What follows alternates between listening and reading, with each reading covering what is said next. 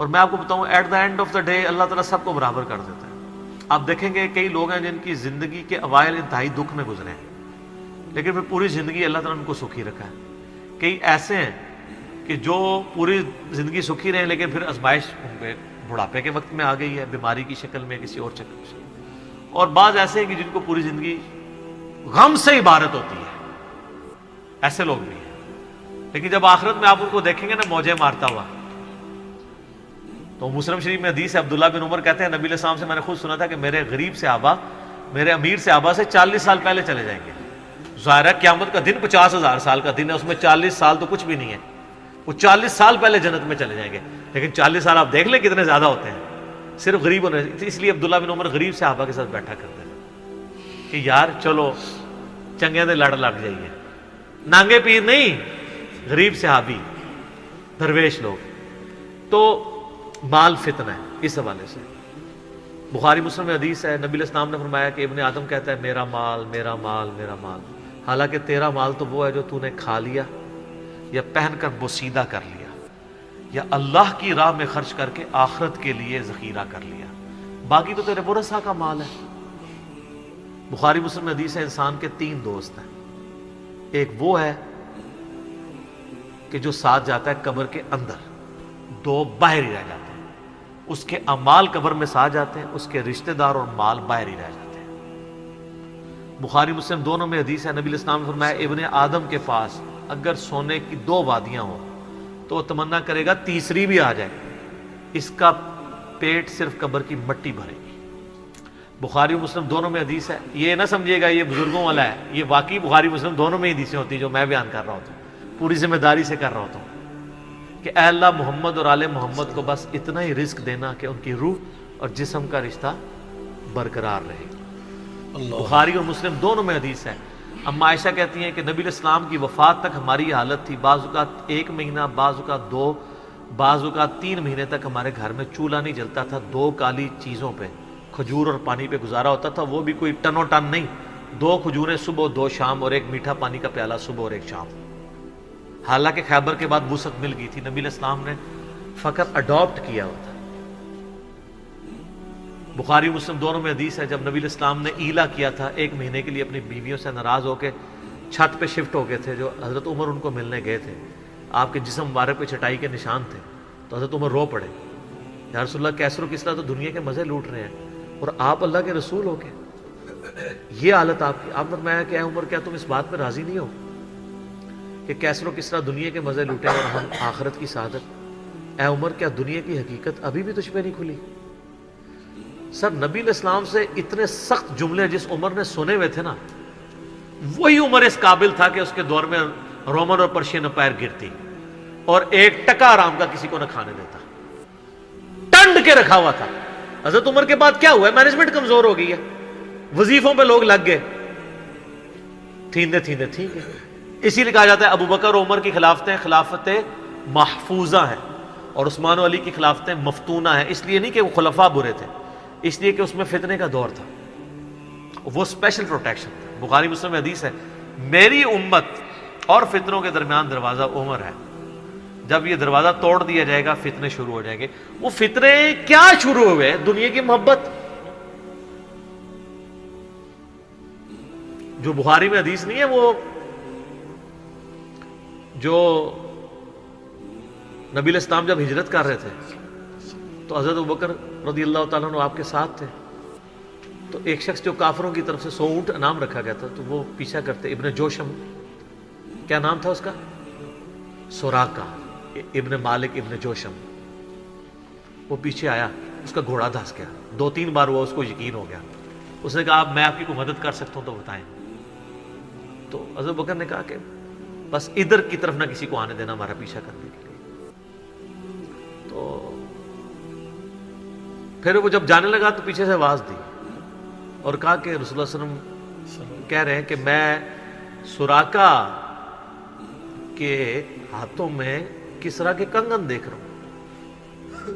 تو وہ بڑا مسکرایا، وہ کہنے لگا کسریٰ دنیا کی سپر پاور اور اس کا جو بادشاہ جو لباس پہنتا ہے اتنا مہنگا، وہ میرے اوپر دیکھ رہے ہیں. اور دل میں شاید اس نے یہ بھی سوچا ہو کہ اپنی حالت یہ ہے کہ جان بچا کے 2 بندے چوری چھپے مدینہ جا رہے ہیں اور ہمیں یہ بشارہ سنا رہے ہیں. تو نبی علیہ السلام کو یہ پتہ بھی تھا کہ امت کے لیے خزانے کھلیں گے, تب بھی آپ نے فقر اختیار کیا تاکہ امت پیچھے سے مال پانی نے شروع کر دے, کیونکہ ترمذی کی حدیث ہے ہر امت کا کوئی نہ کوئی فتنہ ہے, میری امت کا فتنہ مال ہے, سیدھی سی بات ہے. اور پھر حضرت عمر کے دور میں پھر کسرا کا جب لباس آیا تو وہ کہا سراقہ کدھر ہے, پہنایا اور کہا چل کے بتاؤ, جب چلے تو پھر کہا لا دے. اس نے کہا میں مالک, ان کا نہیں, نبی علیہ السلام نے صرف اس کا کہا تھا یہ مسلمانوں کا مال ہے, بیت المال میں جمع ہوگا, تو ملکیت نہیں اس کی حاصل کر سکتا, یہ ایونلی ڈسٹریبیوٹ ہوگا. تو سر, اور اس کے بعد پھر حضرت عمر رو پڑے. یہ سارا انہوں نے فلمایا عمر سیریز کے اندر. تو صاحب نے کہا آپ کیوں رو رہے ہیں؟ انہوں نے کہا کہ رسول اللہ مجھ سے بڑھ کر اللہ کو عزیز تھے, لیکن ان کی زندگی فقر میں گزری, اللہ نے یہ خزانے ان کو نہیں دیے. اور حضرت ابوبکر مجھ سے بڑھ کر اللہ کو عزیز تھے, ان کے دور میں یہ نہیں آئے. اس آزمائش میں اللہ نے مجھے ڈالا ہے اور میں ڈرتا ہوں کہ میرا کیا بنے گا. اسی لیے بخاری مسلم میں آتا ہے نا, جب ان کو زخم لگا اور لوگ نا امید ہو گئے تو پھر لوگ آ کے ان کی فائنل زیارت کر رہے تھے, کیونکہ کھاتے پیتے تھے تو وہ میدا کٹا ہوا تھا, نکل جاتا تھا. اسی حالت میں بخاری میں آتا ہے ایک نوجوان آیا, اس کا تہمت ٹخنوں سے نیچے لٹک رہا تھا. جب وہ جان لگا تو بیماری کی حالت میں حضرت عمر کہہ رہے ہیں لڑکے اس کو تہمت کو ٹخنوں سے اونچا کر, اس سے تیرے کپڑے بھی پاک رہیں گے اور یہ سنت بھی ہے. یہاں ہم لوگوں کو کہتے ہیں شلواریں یار نیچے روبڑ رہی ہیں. حضرت عمر نزا کے عالم میں بھی ٹخنوں سے اوپر شلوار کر رہے. حضرت عمر وہابی نہیں سن سر, وہ صحابی سن, ان کو پتہ تھا یہ سنت ہے,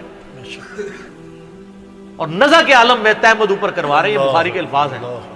اور وہاں پہ آ کے صحابہ کرام کہہ رہے ہیں کہ اللہ تعالیٰ عمر پر رحم فرمائے, اے امیر المومنین آپ کی وجہ سے اللہ نے مسلمانوں کو اتنی فتوحات دیں, رومن امپائر گری, قادسیہ, یرموک, مسلمانوں کو فتوحات ملی, امید ہے اللہ تعالیٰ آپ کے لیے بہت اجر رکھے گا. انہوں نے کہا کہ مجھے اللہ تعالیٰ میری ان خدمات کے عوض اگر برابر بھی چھوڑ دے کہ میرے گناہ اور نیکیاں برابر ہو جائیں تو واللہ میں کامیاب ہو گیا, میں اللہ سے اتنا ڈرتا ہوں. یہ انہوں نے کوئی ایکٹنگ نہیں کی, نہ یہ میں کہوں گا کہ ان کی عاجزی تھی, یہ ریالٹی تھی. جس کو خدا کا تعارف ہے وہ واقعی جانتا ہے کہ اللہ بڑا ڈاڈا ہے.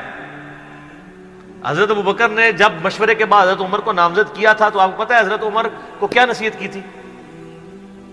کیا ہے عمر, ایک ہی نصیحت انہوں نے کی, ان کا اتق اللہ یا عمر. وہ عمر سیریز میں فلمایا انہوں نے, اللہ سے ڈرنا, اور جب تو جنتیوں کی طرف دیکھے نا تو دعا کرنا کہ اللہ تجھے اس میں شامل کر دے, اور جب تو دوستیوں کی طرف دیکھنا تو ڈرنا ایسے کہ کہیں تو ان میں شامل نہ ہو. انہوں نے نہیں کہا میں اشرا مبشرا ہوں, میں جس راستے پہ چلوں شیطان بھاگ جاتا ہے, یہ آپ مجھے کیا باتیں بتا رہے ہیں. ان کو پتا تھا کہ اللہ تعالیٰ کی صفت بے نیازی بھی تو ہے نا سر, آپ کو نہیں پتا, وہ تو پیغمبروں کے اوپر عطا فرما دیتا ہے. یونس علیہ السلام تو پیغمبر تھے, اور اتنا غصہ کہ سورہ صافات میں ہے کہ یونس اگر مچھلی کے پیٹ میں ہمیں نہ پکارتا تو پھر اسی دن نکالا جاتا جس دن مردے اپنی قبروں سے نکالے جائیں گے. یار اتنا غصہ کیا کر دیا, کوئی بندے مار دیے یونس نے. آپ یوٹیوب میں کلپ دیکھیں یونس علیہ السلام کا واقعہ تو آپ کو پتہ چلے گا. سر اللہ اپنے معاملات میں بہت سخت ہے. اللہ وہ نہیں ہے جس کا تعارف آپ کو کروایا گیا. پچھلے دنوں بھی وہ ہمیں ایک لیٹر کہیں کسی نے بھیجا, تو پھر ہم نے ان کو بھیجا کہ آپ میرا کلپ دیکھیں, اللہ کی رحمت سے دھوکہ, اور انجینئر محمد علی مرزا صاحب لکھے. تو اس میں وہ کہہ رہے تھے, وہ تارج میر صاحب کہتے ہیں کہ آج کل کے مبلغین نے لوگوں سے ان کا رب بھی چھین لیا اور ان کو ڈراتے رہتے ہیں. سر کیوں نہ ڈرائیں اللہ کے بندوں, قرآن کا ڈومیننٹ پورشن ہے ہی تذکیر ہے, بلکہ قرآن کا تعارف ہی تذکیر ہے, نصیحت ہے, ڈر سنانا ہے, ڈر سنانا. وَأُوحِيَ إِلَيَّ هَذَا الْقُرْآنُ لِأُنذِرَكُمْ بِهِ وَمَنْ بَلَغَ. سورہ الانعام آیت نمبر 19. اے نبی علیہ السلام فرما دو مجھے تو قرآن وہی اس لیے کیا گیا ہے میں تمہیں ڈر سناؤں, اور جس تک یہ کتاب پہنچ جائے وہ بھی ڈر سنائے. بخاری کے حدیث ہے, آپ علیہ السلام ایک چوراہے سے گزر رہے تھے, کچھ صحابہ جو ہے وہ ہنس رہے تھے, آپ رک گئے. پھر آپ نے فرمایا جو کچھ میں جانتا ہوں نا تم جانتے ہوتے نا تو بہت کم ہنستے, زیادہ رویا کرتے. بخاری مسلم میں حدیث ہے، عبداللہ بن عمر کہتے ہیں نبی علیہ السلام نے میرے کندھے پہ یوں ہاتھ رکھ کے نا فرمایا تھا عبداللہ اپنے آپ کو مردوں میں شمار کرنا، یعنی سمجھو کہ آج میں گیا ہی کہ گیا۔ سر جب یہ تلوار کسی کے سر پہ لٹک رہی ہو نا پھر اس کا قبلہ سیدھا رہتا ہے، ادروائز وہ یتیموں کا مال بھی ہڑپ کرے گا، بہنوں کی جائیداد پہ بھی قبضہ کرے گا، اور وہ ماں باپ بھی جو اپنی زندگی میں بیٹوں کو سب کچھ دے کے چلے جاتے ہیں اور بیٹیوں کو محروم کرتے ہیں۔ ہمارے پاس تو لوگ آتے ہیں، ہم ان کو کہتے ہیں تمہارے ماں باپ دوزخ میں جل رہے ہوں گے، اب بھی ٹائم ہے کہ ان کی وصیت بدل دو۔ قرآن میں بھی ہے کہ اگر کوئی غلط وصیت کر کے جاتا ہے وصیت بدلو، اس کو عذاب سے بچاؤ۔ تو کئی لوگ ہیں میں نے دیکھا ہے ملینز آف روپیز انہوں نے ماں باپ کے مرنے کے بعد ان کے نام پہ ہوئے اپنی بہنوں کو واپس کیے ہیں کہ چلو یار ہمارے ماں باپ دوزخ میں جانے سے بچ جائیں گے۔ اگر آپ کے ماں باپ کی محبت آپ کے دل میں ہے نا تو خدا کے لیے اگر آپ یہ نہ کہیں کہ میرے ماں باپ دے گئے ہیں تو وہ جانے اور ان کا کام، یار وہ آپ کو دے کے گئے، آپ کے ساتھ نیکی کر کے گئے، اور آپ ان کے ساتھ یہ بھی نیکی کرنے کے لیے تیار نہیں ہے کہ جو مال انہوں نے کمایا تھا وہ ان کو دوزخ سے رہائی سے عطا کرنے کے لیے آپ ان کے لیے خرچ کر دیں جو آپ نے نہیں کمایا ہوا۔ تو کتنے بڑے ناہنجار اولاد ہیں آپ۔ سنن ابن ماجہ کی حدیث ہے تو اور تیرا مال تیرے باپ کا ہے، بہت بڑی بات ہے۔ ماں باپ بغیر اجازت کے بھی اپنے اولاد کے مال میں سے لے سکتے ہیں، یہ ذہن میں رکھیے گا، بڑا حق ہے۔ اور آپ لوگ یہ کام کر رہے ہیں، اور جو ماں باپ کر رہے ہیں خدا کے لیے ان کے پاؤں پکڑنے پڑتے ہیں، پاؤں پکڑے، ان کو کہیں کہ خدا کے لیے بہنوں کو اس طرح نہ کیا کریں۔ او جی ان کو وہ جناب وہ جیز دے دیا تھا، وہ جیز تو زندگی میں دیا، وہ